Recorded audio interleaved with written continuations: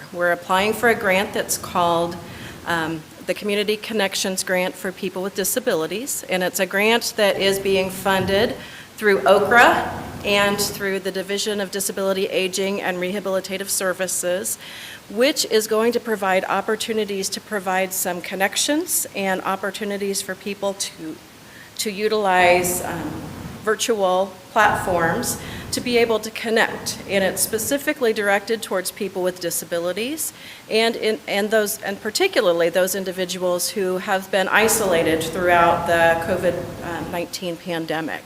And today we're here to talk a little bit about what we'll be doing in the grant, as well as having a couple of people that we serve offer some testimony about how this grant could impact them in their lives. And I'm going to start by turning this over to Carly Shaw, who is our Director of Development, who is going to start by talking a little bit about our plans for the grant itself. Yes, so the grant itself will provide us with funding to purchase 2 high-quality cameras for video, and that will help us make sure that things feel like you really are in the space that we're filming. And it will also help us purchase access to get on online forums with people who are involved in our services and people who are at home. And then the biggest exciting piece is that it will help us purchase 30 tablets that will be a part of a lending library where the people we serve can rent them out and take them home, and people that we don't serve as well could be able to utilize this. The grant is directed toward adults with disabilities, and its main purpose is to help the people we serve feel like they're still connected to their local community and the people that make their life meaningful. And the biggest struggle through COVID, and we'll let the people beside me, of course, give their personal testimony, but what we've seen is that it's just increased a lot of loneliness. It's made it hard for them to feel comfortable getting out because of their higher risk for being exposed to COVID. And now that, vaccines are rolling out, we still feel that this grant is greatly needed in our community because there are still people stuck at home or who are having very limited access to travel outside of their home, and also that we can't take large groups of people out together. So we can do some outings where we have maybe 2 or 3 people together riding to a location, but having the large groups like we used to have with between 6 to 10 people going to a location is not something that we have been able to do lately. So I will pass things over to Alan, who is our Action Club president, and he is going to talk about what COVID has meant for him at home, what that has looked like, and how that has made him feel. You ready? Yes. I feel like when we were at home, we were always looking at walls 24 hours a day, 7 days out of the week, and not be able to go like to the store, the gas station, stuff like that. It feels like us being back at the Arc, we're having a little bit better leadway. We can go to the gas stations now, and that's about it. So what you're saying then, Alan, is that you are at home unless you are in our services. Yes. And then the only time that you get to access the local community is if you go to the gas station currently. Yes. Yes, so that definitely would increase a level of loneliness, right? Yes. Because you used to be able to go, you would go on grocery outings, you would go shopping, you'd go to the park, you'd go to community events. We used to go to the library and do stuff like that, like just go and check out books and CDs and movies, and we can't even do that anymore right now because of the COVID. Yeah. And Alan, I know you live with several other people, and you know lots of other people around the community. Yes. Do you all have your own devices, like tablets or computers or laptops? Me and Becky O are the only 2 in the household that have like cell phones and the laptops. Nobody else in the house doesn't have access to any of that. So I'm gonna ask kind of a leading question. So I'm guessing part of the reason for that is not everybody can afford their own device. Yes. Is that correct? Yes. Okay, so now we're going to lead it over to Becky, who is going to answer a question about what a device you would have in your home that you could rent out from us would be able to help you access. So you used to be involved in one activity in particular in our services where you got to tour businesses. So I'm going to pass it over to you to answer that question. It would help with us have a tablet so we can see other people out in the real world, and then it would help them learn about the business, what's going on out there, and it'll protect us from getting sick again. Yes. And Becky, have you had a chance to do any meetings via Zoom or Microsoft Teams or any of those other platforms? I know I did one with Allison on Keith's phone before. And I know you did FaceTime with me that one time. Alan, I know you have participated in our board meetings. Yes. How has that experience been for you, to be able to connect with other people using that platform? It's different, but it's a good thing for us to be virtual instead of being online, instead of being virtual because of the COVID, to keep everybody safe. So as we're developing what we want to do in terms of discussion groups and classes and the types of offerings that we would be offering in here, Carly and I have had discussions about the types of things we'd like to see. Are there specific things you would like to see that you think would be attractive, not only to people that are currently served by the ARC of Greater Boone County, but people throughout our community who may not receive services from us, but could access this service too?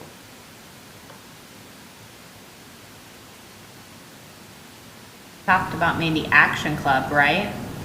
I think with Action Club, I think it'll be better since we did it Tuesday. We went virtual to everybody across the street so they could see our meetings, so they weren't over there to be. So Alan, could you describe what Action Club is, for those who don't know what it is?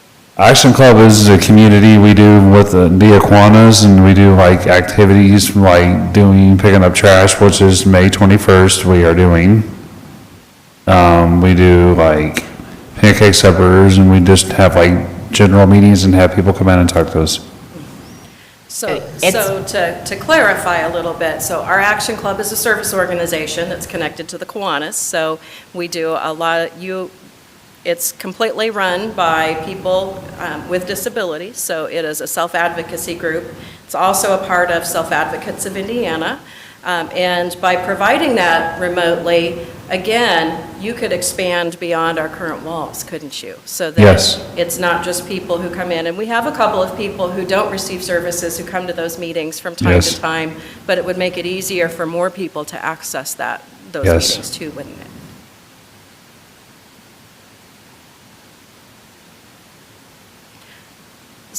A couple of ideas that we've bounced around, and I'll just share this with you two to get opinions, but we've bounced around doing the business showcases in a more remote way as one option.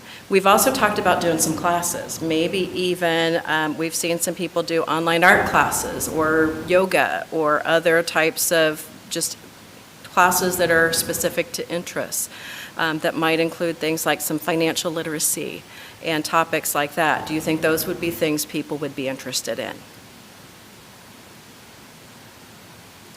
I say yes, because I think it'll be something different for them. They can do like stuff like art online, learning how to follow the instructor online instead of being virtual in the same room with everybody, because it's hard to be 6 feet apart. I think it'd be better. And Carly, I know that a lot of our services that we provide are related to specific service funding sources. This grant, will that allow that program to offer either reduced cost or free services to people? Yes, so we are not planning to charge for any of these classes or meeting groups or any of the access to the online content or for the lending library. So all of that will be covered through the grant, and then it will also help us cover some staffing shortages to facilitate these classes. So we do currently, in-house offer cooking class, and we offer a gardening program and things of that nature, but having the access to maybe follow it along at home is not something we've been able to offer. So what we can do is help cover maybe a subject specialist that could come in and talk to us about a specific cooking technique or a gardening avenue, or talk to us about certain plants that maybe our staff are unaware of that they could plant at home, maybe in container gardening or something like that. And then, I know that Becky and Alan participate in cooking at home. They could access our cooking class at home on their tablet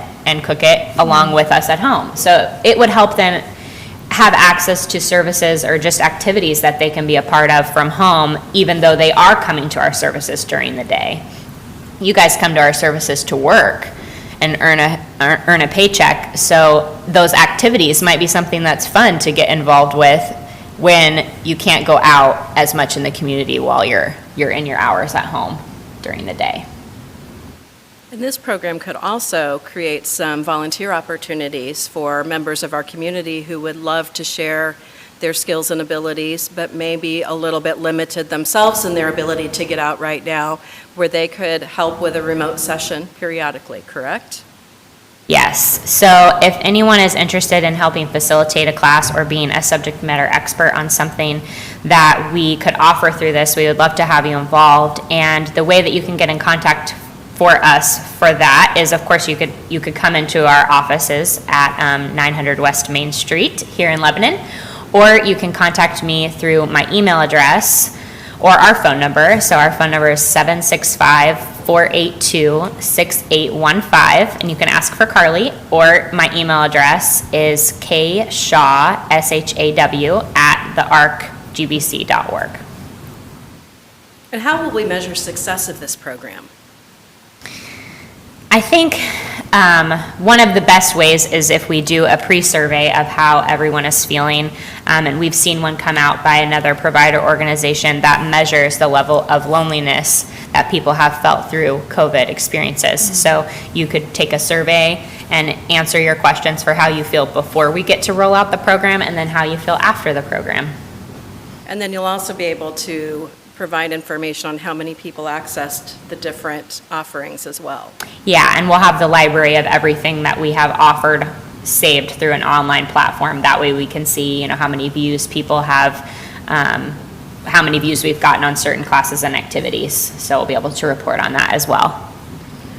Alan and Becky, we really appreciate your feedback on what you think it will do. What questions do you two have for us about what we're planning to do with this program?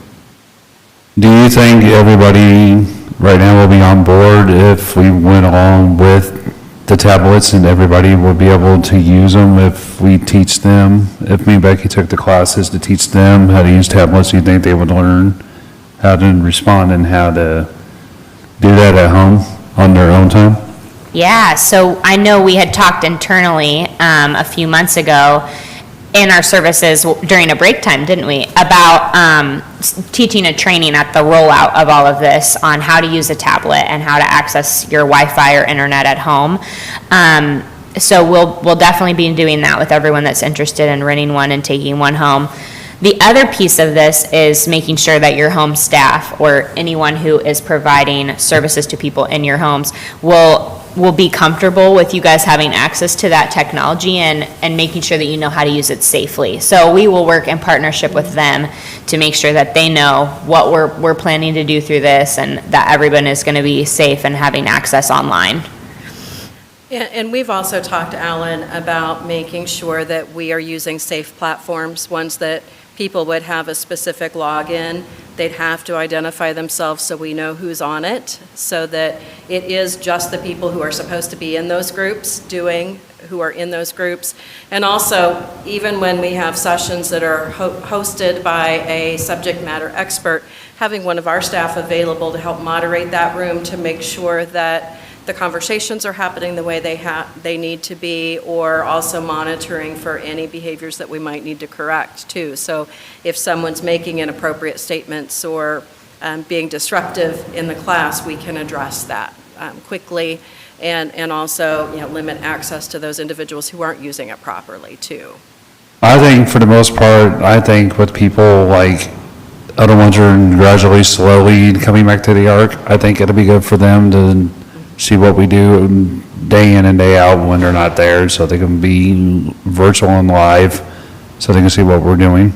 And I think it'll be good. And we all know that many of those individuals who are coming to our programs now still don't have a lot of outside access to, the restaurants and shopping and other interest activities that they've been Right. able to do because of their health issues Right. and high-risk needs related to other conditions other than just their disability.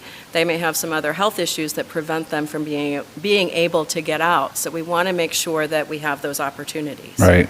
Like with people living at home or not living in a group home, living with their families, it'll give their families a better opportunity to see what we do in and day out as people with disabilities, what we do at the Arc. Maybe they can come when they take a tour, see what we actually really do at the Arc and see if that's a fit for them when they want to make that decision, make that move.